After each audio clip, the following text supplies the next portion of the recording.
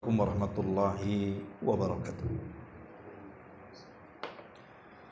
Alhamdulillah wassalatu wassalamu ala Rasulillah wa ala alihi wa sahbihi wa mawalah wa la hawla wa la quwata illa billahi wa ba'du.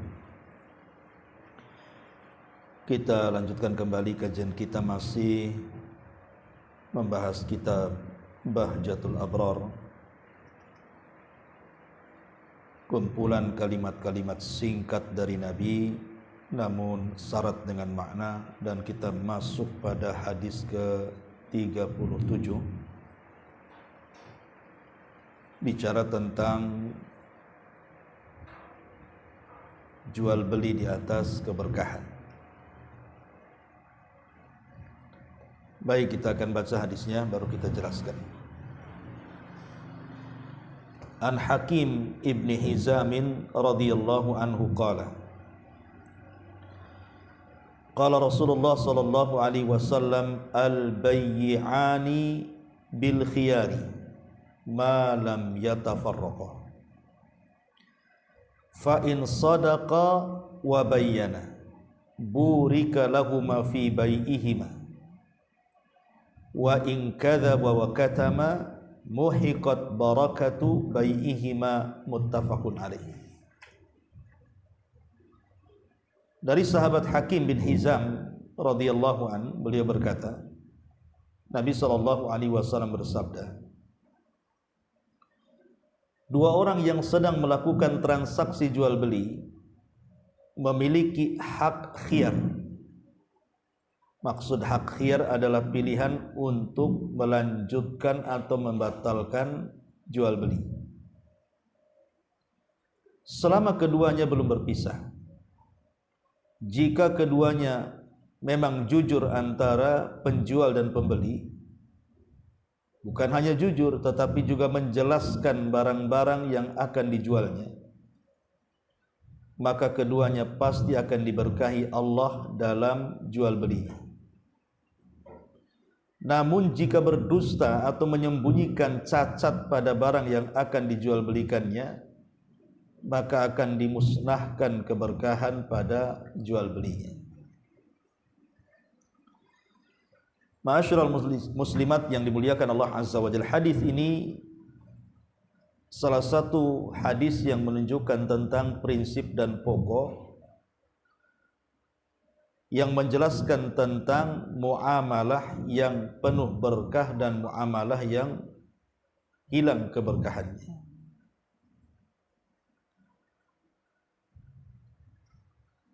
Ma'asyiral muslimat yang dimuliakan Allah Azza wa Jalla, sebelum kita jelaskan hadis ini, kita akan menjelaskan sedikit tentang adab-adab yang berkaitan dengan jual beli.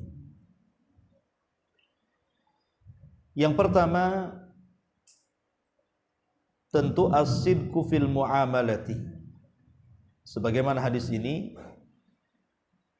bahwa kita harus jujur di dalam bermuamalah. Dan keutamaan orang yang jujur ketika bermuamalah itu, mereka akan dikumpulkan bersama para nabi, para siddiqin dan para syuhada. Sebagaimana hadis Nabi sallallahu alaihi wasallam yang dikeluarkan Imam Tirmidzi, at-tajir as-saduq al-amin ma'an nabiyyina was-siddiqina wasyuhada. Pedagang yang jujur lagi amanah, maka mereka akan dikumpulkan bersama para nabi, para siddiqin dan para syuhada. Maka dari sini jangan sampai dalam jual beli itu ada kedustaan, ada penipuan, ada kecurangan. Karena Abu Hurairah radhiyallahu anhu pernah menceritakan tentang perjalanan Nabi sallallahu alaihi wasallam ketika melintasi sebuah pasar. Ketika Nabi sallallahu alaihi wasallam melihat ada setumpuk gandum, Nabi memasukkan tangannya ke dalam tumpukan gandum itu. Tiba-tiba Nabi merasakan aneh karena di atasnya kering tapi di bawahnya basah. Dan tentu ini akan merugikan pembeli karena Kalau ditimbang tentu yang basah lebih berat dibandingkan yang kering. Makanya Nabi SAW bertanya, "Ma hadza ya sahibat ta'am?" Kok aneh ini barang jualanmu ini? Kenapa di atas kering di bawah pula basah? Maka orang ini mengatakan, "Asabatkus sama ya Rasulullah." Baru saja ada hujan wahai Rasul, sehingga hujan itu mengenai tumpukan gandum ini. Maka Nabi SAW mengatakan, "Afala ja'altahu fawqat ta'am kayyarahun nas." Kenapa engkau tidak jadikan yang basah itu di atas, yang kering itu di bawah, supaya manusia tahu? Maka Nabi SAW juga melanjutkan, "Man ghasyana falaysa minni." Siapapun yang tipu-tipu dalam jual beli maka bukan umatku. Lihat bagaimana Nabi SAW mengajarkan kepada kita kejujuran dalam jual beli. Jual beli apa saja. Apakah barang dengan barang, apakah barang dengan jasa, sama saja. Karena di masyarakat kita ini banyak sekali terjadi kecurangan. Contoh saja jual beli motor, jual beli mobil. Banyak penipuan di situ. Nampak aja catnya mengkilat, bagus bodinya, didempul sana sini. Kemudian diservis sedikit, bilang ini mobil bagus. Baru 1 bulan dibeli dan mogok-mogokan. Ini terjadi. Ya. Sampai kepada jual beli remeh-temeh, masalah buah-buahan kadang-kadang. Sampelnya bagus, manis gitu ya. Ketika dikilokan sampai rumah kecut semua. Itu namanya al-ghis dalam jual beli. Tidak boleh, karena Rasul mengancam, "Man ghassana falaysa minni." Siapapun yang menipu maka dia bukan umatku. Jadi ini adab jual beli yang pertama, as-sidqu fil muamalah. Jujur dalam jual beli supaya diberkahi jual beli. Kemudian yang kedua, as-samahatu fil bai'i wasyira. As-samaha itu banyak melapangkan dada, memberikan uzur kepada saudaranya, memudahkan. Seperti umpamanya orang yang memudahkan jual beli, umpamanya sering saya contohkan, ibu beli sesuatu di pasar. Kalau hanya kembali 1.000-2.000 perak, sudah ikhlaskan saja, ambil. Itu sebagai sedekahus sir, sedekah yang diam-diam itu. Dan sedekah sir itu bisa meredam kemurkaan Allah. Tak sadar sebenarnya, dengan kita, ya sudahlah ambil saja kalau hanya 500 perak atau 1.000. Saya kira tidak mungkin diungkit-ungkit karena jumlahnya juga nggak banyak. Tapi manfaatnya besar, boleh jadi harusnya kita sakit jadi tidak sakit. Harusnya kumat kolesterolnya tak kumat. Harusnya kecelakaan Allah selamatkan. Banyak tuh manfaatnya. Sedekah yang diam-diam itu. Atau sebagai penjual nambah tanpa sepengetahuan pembeli, umpamanya sekilo, kasihlah sedikit gitu, tambah berapa gram atau berapa on gitu. Tanpa sepengetahuan si pembeli, itu pahala besar dan itu bisa menjadikan berkah, artinya dagangan itu pasti laris, karena bagaimanapun sedekah itu mana qasamin mali sadaqah, kata Rasul, harta sedekah itu tidak mungkin berkurang, bal yazdad, bahkan bertambah dan bertambah. 3 kali Rasul mengatakan bahkan bertambah. Maka cobalah kemudian mempermudah orang yang sedang melakukan transaksi jual, baik dari pihak penjual ataupun pembeli. Ini yang kedua. Kemudian yang ketiga, adamul halifi walau kana shadiqa. Sebaiknya tidak banyak bersumpah, walaupun untuk kebenaran, apalagi untuk kedustaan. Dia bersumpah supaya laku dagangannya, demi Allah, saya jujur ya, harga dari sana cuma 20.000, saya hanya ngambil 2.000 saja. Dia jujur, tidak dusta memang. Tapi keseringan bersumpah itu tak bagus. Karena Allah Subhanahu wa taala mengatakan, la taj'alullaha urdatan li aymanikum an tabarru wa tuqsitu wa tuslihu bainan nas wallahu samiun alim. Dan janganlah kamu menjadikan nama Allah dalam sumpahmu itu sebagai penghalang untuk berbuat kebaikan. bertakwa dan menciptakan kedamaian di antara manusia. Karena Allah Maha mendengar lagi Maha mengetahui. Ayat ini larangan kita banyak bersumpah, karena sumpah itu kan ada tempatnya.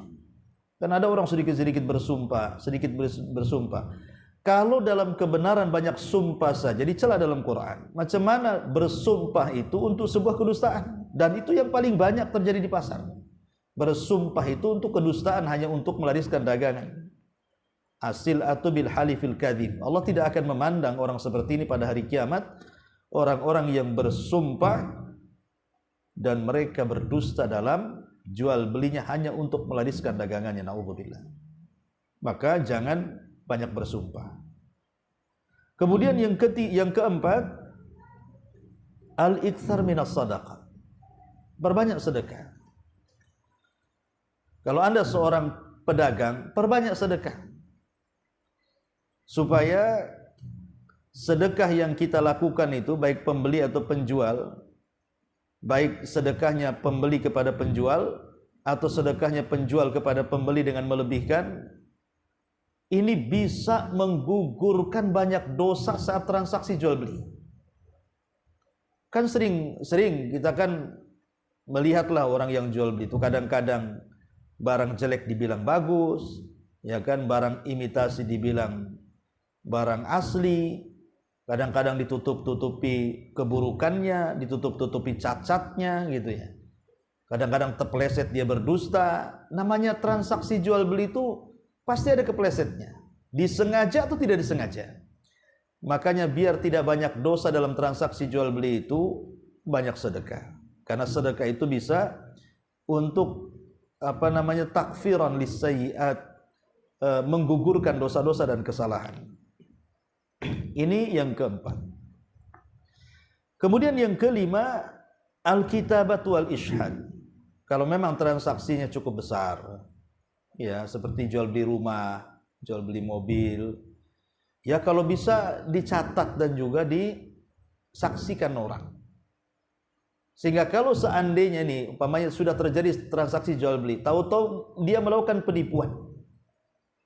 Ketika dicatat dan ada saksi, kita bisa perkarakan. Itu saksinya, ini tulisannya. Ya, makanya banyak orang yang kemudian terzolimi gara-gara dua perkara ini tidak ada. Kadang-kadang orang bisa mengelak, mana saksinya katanya, mana perjanjiannya, tak ada kok gitu. Orang bisa mengelak gitu, terutama dalam hutang piutang. Makanya penting ada catatan dan juga ada saksi itu, sebab kalau ada konflik di antara penjual dan pembeli itu bisa dipertanggungjawabkan karena ada saksi dan tulisan. Ya.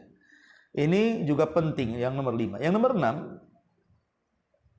nomor 6, an yuhibba li akhihi ma yuhibbu li nafsi fi kulli syai'. Cobalah kita tanamkan kecintaan kepada saudara kita ini sama dengan kecintaan kepada kita, karena itu salah satu kesempurnaan iman masalahnya. Nabi mengatakan la yu'minu ahadukum hatta yuhibba li akhi ma yuhibbu li nafsi. Bahwa tidak dinyatakan sempurna imannya seseorang itu sampai dia mencintai saudaranya seperti mencintai dirinya sendiri. Coba kalau seandainya Anda ini selaku pembeli, kemudian kita menawar sampai dia nggak dapat untung. Ya. Seandainya kita yang di posisi penjual macam mana? Atau namanya Anda penjual, ditinggikan untungnya. Ya, ditinggikan, mentang-mentang tidak ada barang yang menjual kecuali dia, sengaja ditinggikan. Atau memang sengaja dia menimbun barang itu, sekali dikeluarkan dia dinaikkan. Dan itu banyak terjadi. Contoh memang orang jual beli gas tuh, bukan Bu? Gas itu kalau langka itu bisa naik tuh. Ya, macam-macam tuh, ada yang belasan, ada yang puluhan harganya. Kalau lagi banyak ya harganya oke lah standar, tapi ketika kelangkaan itu kadang-kadang dimahalkan itu. Lah bagaimana posisi penjual ini? Rasakan kalau dia menjadi posisi pembeli. Tapi kalau sama-sama mencintai saudaranya, bahwa dia juga saudara kita, janganlah kemudian terlampau tinggi mengambil untung. Jangan pula ditipu ya, gitu ya. Kalau dia pembeli, ya sudahlah, paling saya tahu harganya kok, ini nggak mungkin banyak untungnya juga kok. Jadi Cobalah seperti itu. Kalau saling mencintai antara penjual dan pembeli itu rukun, enak gitu kan. Nggak mungkin banyak konflik, nggak mungkin teriak-teriak di pasar itu. Nah ini juga yang nomor 6. Kemudian yang nomor 7, adamul mughalati fir ribhi. Tadi saya sudah jelaskan, jangan tinggi-tinggi loh kalau mengambil keuntungan itu. Jangan tinggi-tinggi. Karena ada yang mengatakan al-ghibnul fahish, jadi keuntungan yang melampaui batas gitu ya. Jadi keuntungan yang melampaui batas itu, ini akan terjadi banyak masalah. Contoh umpamanya nih, saya beli sesuatu sama ibu mahal, kata ibu memang segitu barangnya. Ketika kemudian depan orang ada barang yang sama rupanya harganya jauh di bawah itu, tuh nyesel rasanya kita ini. Kenapa lah beli sama dia? Itu kan jadinya begitu, Bu. Ya, terkadang kemudian kita pula dilaknat dia, didoakan buruk dia, wow dia menipu macam-macam kan jadinya beli itu. Karena tadi kadang-kadang melampaui batas gitu keuntungannya. Ya sebenarnya sih tidak ada masalah. Kemudian sesuai kan gitu. Tapi ada yang melampau lah kadang-kadang menjual harga. Kemudian juga yang nomor 8, hindari kecurangan. Seperti mengurang-urang takaran, timbangan, meteran. Karena itu diancam dalam surah Al-Mutaffifin itu sampai turun ayat langsung. Wailun lil mutaffifin.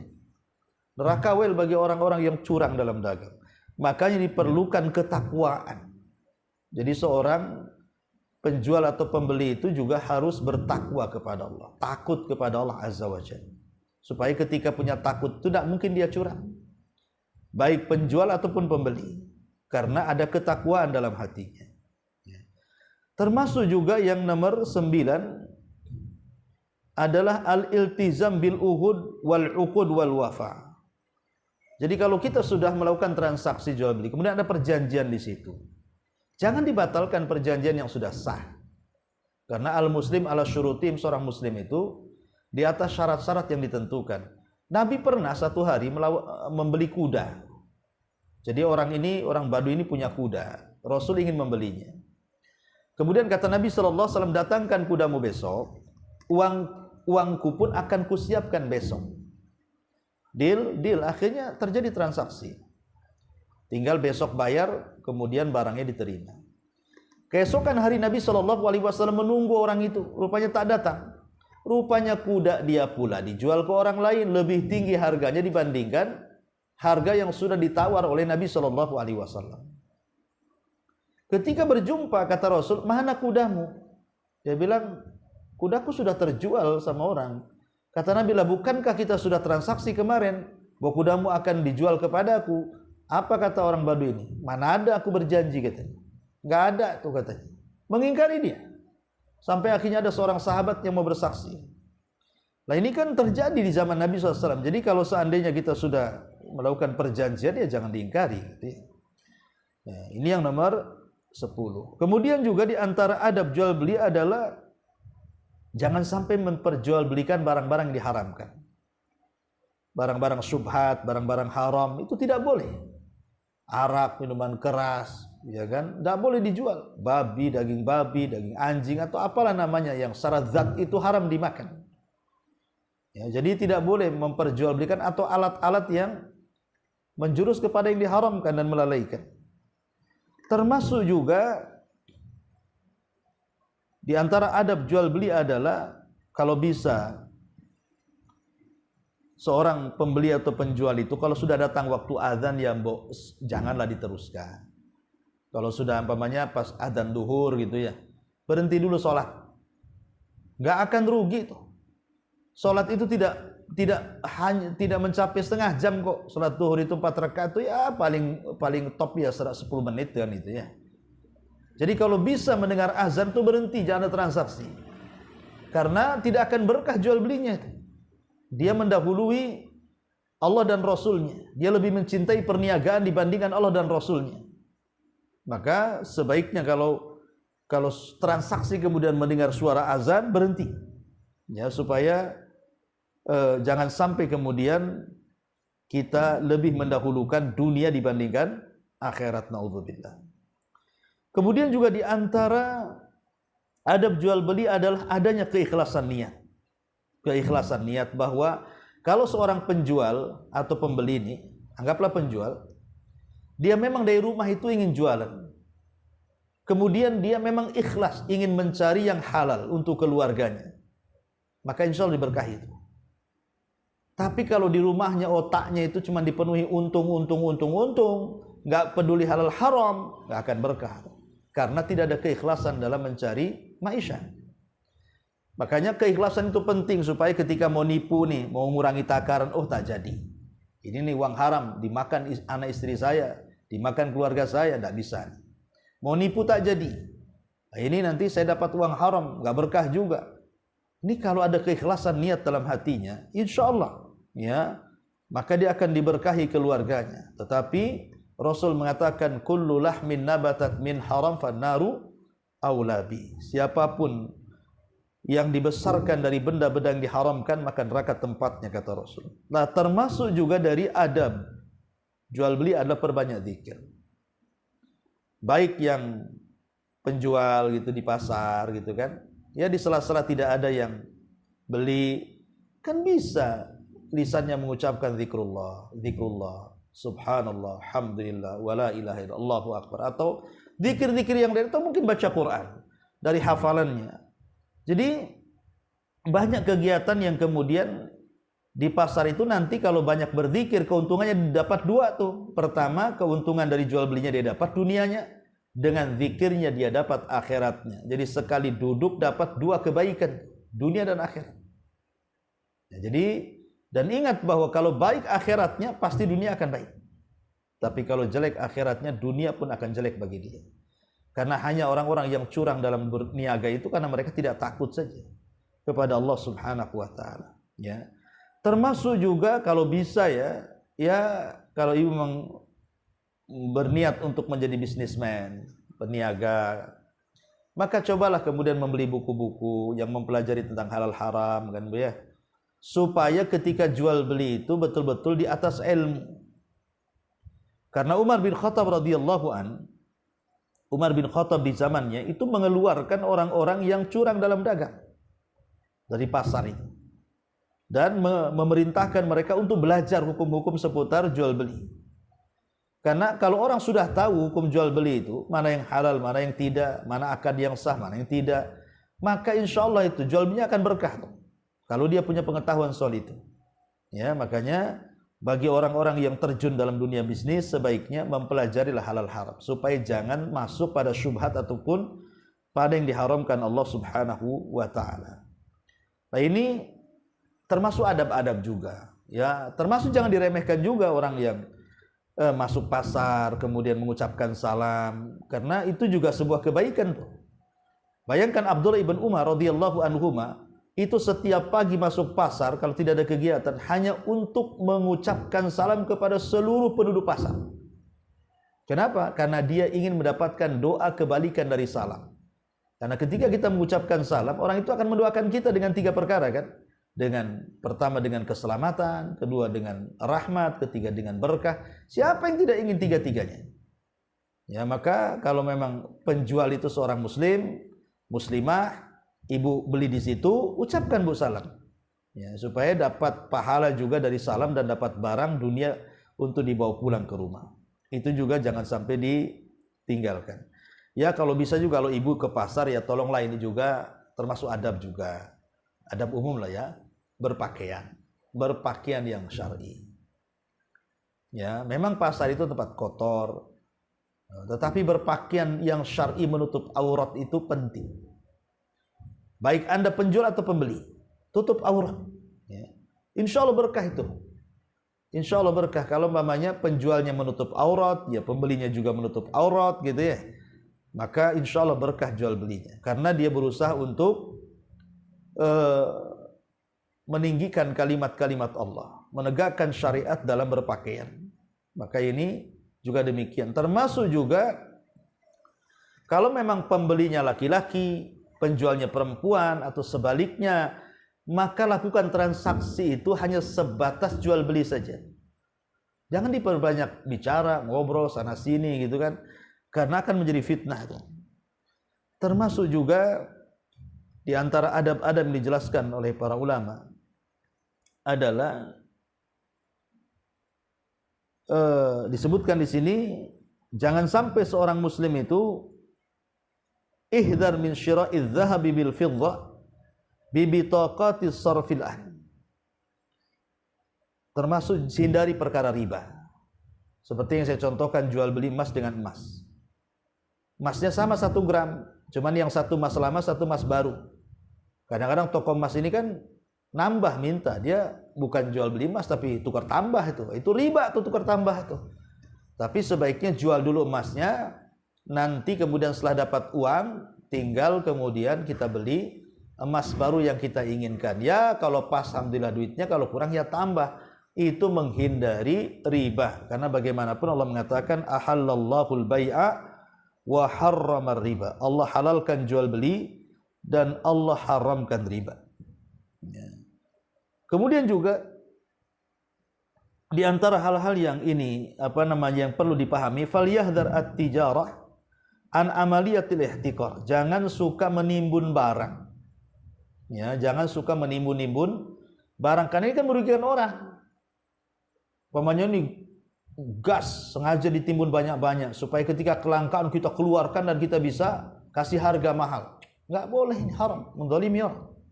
Dan itu kebanyakan begitu di masyarakat kan. Mereka tidak sadar bahwa hasil yang mereka dapat dari menaikkan harga di atas rata-rata karena menimbun itu hal-hal yang diharamkan dalam transaksi jual beli. Jadi tidak boleh, ya kan? Kemudian juga seorang penjual, ya biar berkah lagi gitu kan. Ya sebaiknya di warungnya jangan di setel musik, setel murotal atau mungkin ceramah-ceramah gitu kan, supaya sekalian dakwah juga di pasar itu. Ini musik dikencang-kencangin, kadang-kadang antara penjual dengan pembeli ngomong apa, kadang-kadang nggak bisa dengar juga. Akhirnya teriak-teriak, padahal teriak di pasar itu dilarang tuh. Gara-gara kekencangan musik kan, dilarang teriak-teriak di pasar itu, tidak boleh, ada larangannya. Ya itu gara-gara kencang-kencang musik itu. Atau sama sekali nggak ada musik kan lebih selamat juga. Jadi itu juga yang harus dipahami. Termasuk juga jangan melakukan pencurian, baik secara diam-diam, ya, tatfif gitu ya, ataupun secara terang-terangan. Artinya banyak ya adab-adab jual beli yang disebutkan oleh para ulama. Ini diantara adab-adabnya kalau kita lakukan banyak sebenarnya. Insya Allah jual beli kita itu akan diberkahi oleh Allah Subhanahu wa Ta'ala. Taib, kita masuk pada hadisnya. Jadi di sini Nabi SAW mengatakan dari Hakim bin Hizam, beliau berkata, Rasulullah SAW bersabda, 2 orang yang sedang melakukan jual beli memiliki hak khiyar. Memiliki hak khiyar, maksudnya hak khiyar itu pilihan untuk melanjutkan atau membatalkan transaksi. Jadi umpamanya saya transaksi dengan ibu dalam rangka jual beli motor. Motor ibu mau dijual ke saya, kemudian saya setuju mau jual. Lah ketika berjumpa itu, saya kan pengen juga nengok barangnya seperti apa. Kadang-kadang saya datangkan tukang bengkel supaya jelas ini motornya masalah atau tidak gitu ya. Masih bagus nggak mesinnya, masih bagus nggak bodinya. Pokoknya dicek dulu. Ya, dicek dulu. Nanti kalau sudah mungkin sejam dicek, itulah kadang-kadang orang tak jadi dengan harga tinggi barang jelek umpamanya. Kemudian dia tak jadi. Ya, ataupun mungkin dia jadi, tapi terkadang karena kurang teliti akhirnya menyesal dia. Lah itulah perlunya ada jangka. Jadi kalau ibu ini mau jual sesuatu, ibu ngomong sama yang mau beli, tengok dulu lah barangnya. Nanti kau menyesal pula kan gitu. Ya, atau umpamanya ibu mau nyewakan rumah nih, ya kasih hak khiyar dia. Umpamanya kita kasih waktu 2 hari untuk nengok-nengok rumah kita, nengok-nengok kos-kosan kita, umpamanya kan, tengok dulu. Nanti udah 2 hari kita tanya cocok tidak? Oh cocok. Harganya berapa bu? Oh per bulan 1 juta. Ah enggak bisa ini. tolonglah kurangi, ya udah berapa? 800 deal, oke, bayar. Itu enak tuh kayak gitu tuh. Ya, ini enggak di iklannya di Facebooknya, kadang-kadang cuma depan rumahnya aja itu dipoto tuh. Kemudian rumah ini disewakan. Tiba-tiba ada yang nyewa, berapa 1,5 juta. Sudah dibayar, masuk rumah rusak semua, hujan, bocor, panas, kepanasan, akhirnya nyesel. Kalau tahu gini sebulan saja saya. Lah itulah pentingnya ada hak khiyar di sini. Kasih kesempatan antara penjual dan pembeli untuk meneruskan atau untuk membatalkan. Supaya jangan ada penyesalan nanti di belakangnya. Itu indahnya Islam sebenarnya itu.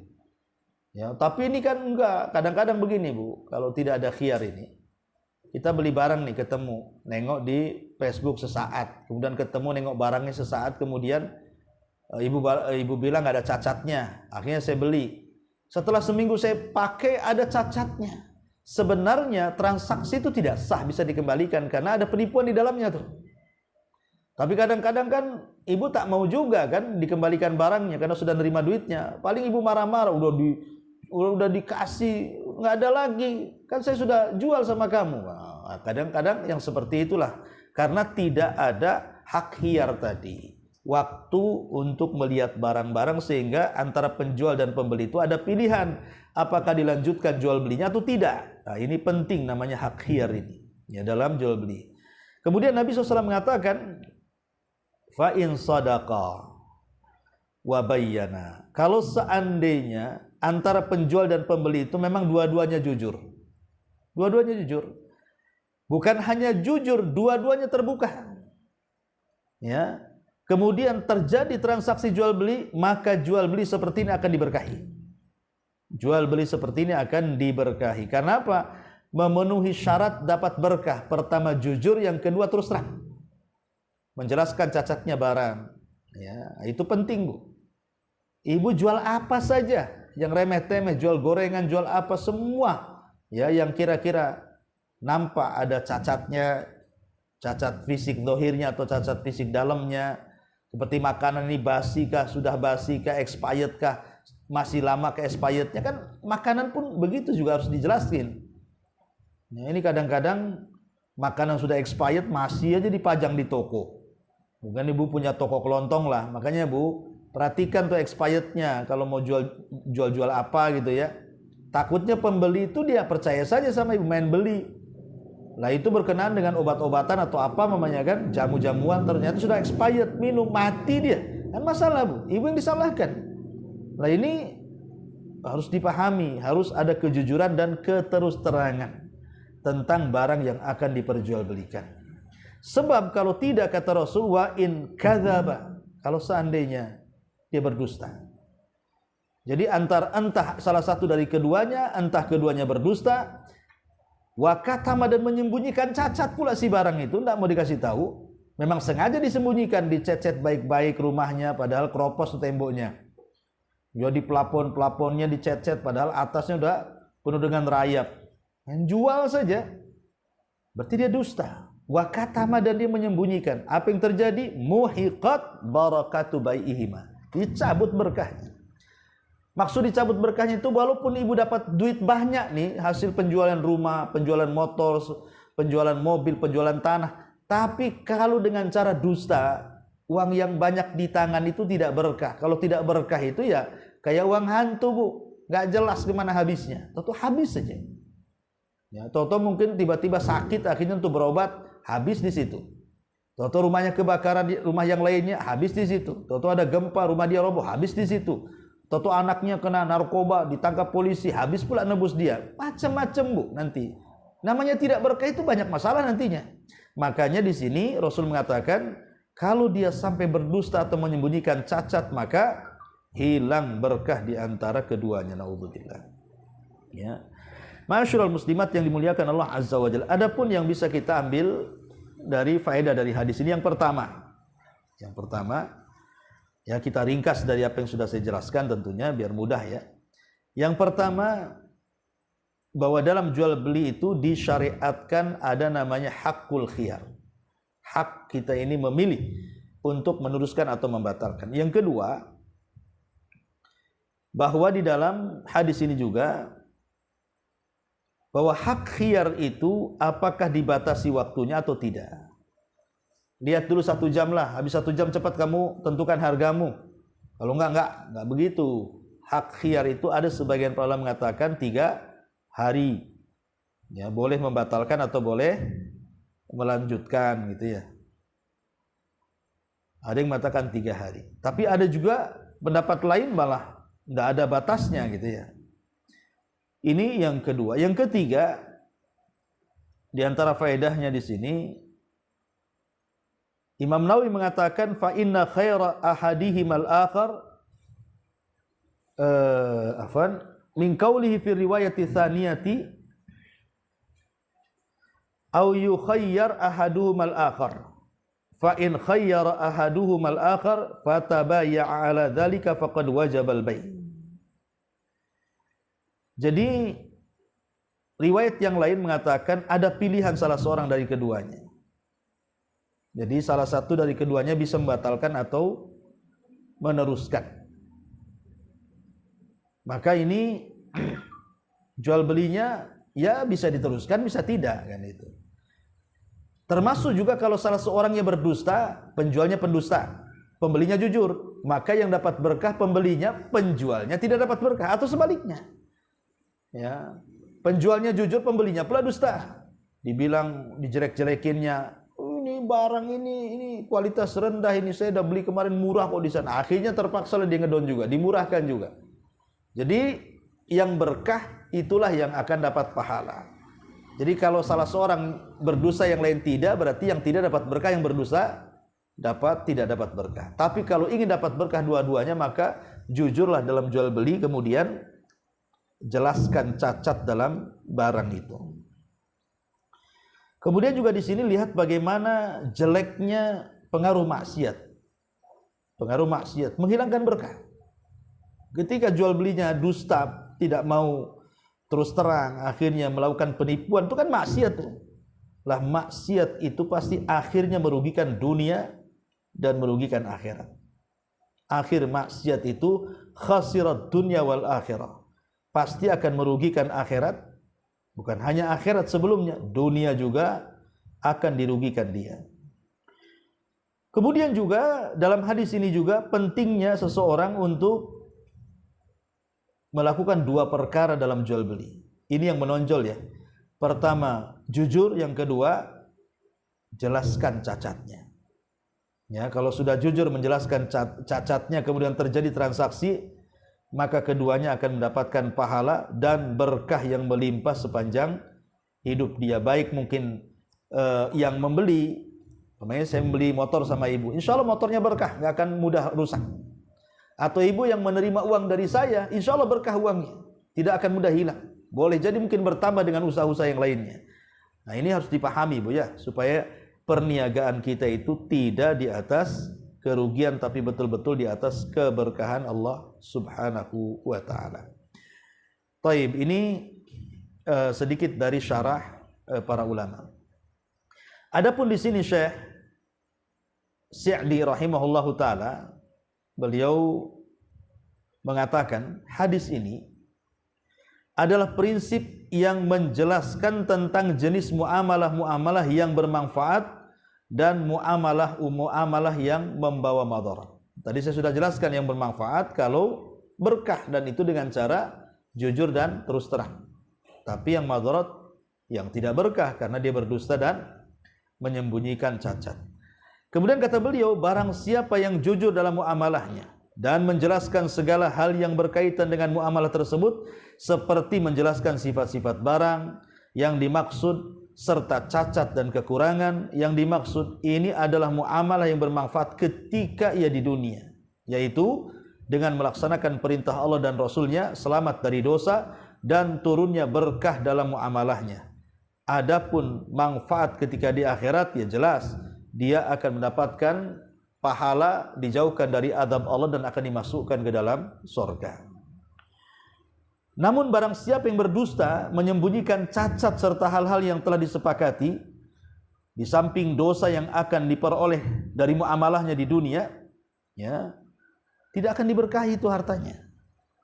Ya, ketika berkah itu dicabut dari satu muamalah, maka pelakunya akan merugi dunia dan akhirat walaupun untungnya banyak. Kalau tidak berkah untuk apa? Ya, karena tidak bisa dinikmati itu, habis-habis begitu saja.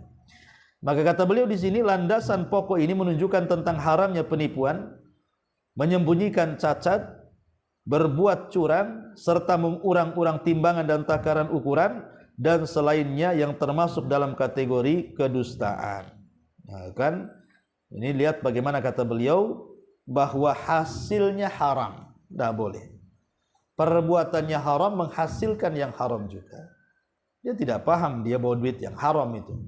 Kadang-kadang orang berpikir haram itu kalau judi, itu haram, menang togel ya haram, ngerampok ya haram, uang pelacuran ya haram. Mereka tidak paham bahwa ketika mereka bercurang, mengurang-urang takaran, melakukan menyembunyikan cacat, itu semua haram. Apa bedanya? Kan itu. Jadi mu'alif di sini ingin mengingatkan soal itu. Kemudian kata beliau, kaidah dan ketentuan dalam permasalahan ini adalah bahwa segala kejelekan dalam muamalah yang engkau sendiri tidak suka saudaramu sesama muslim atau selainnya bermuamalah kepadamu dengan cara itu, dan dia tidak pula mengabarkannya kepadamu akan hal itu, maka perkara tersebut masuk dalam kategori kedustaan dan penyembunyian cacat ataupun masuk dalam penipuan.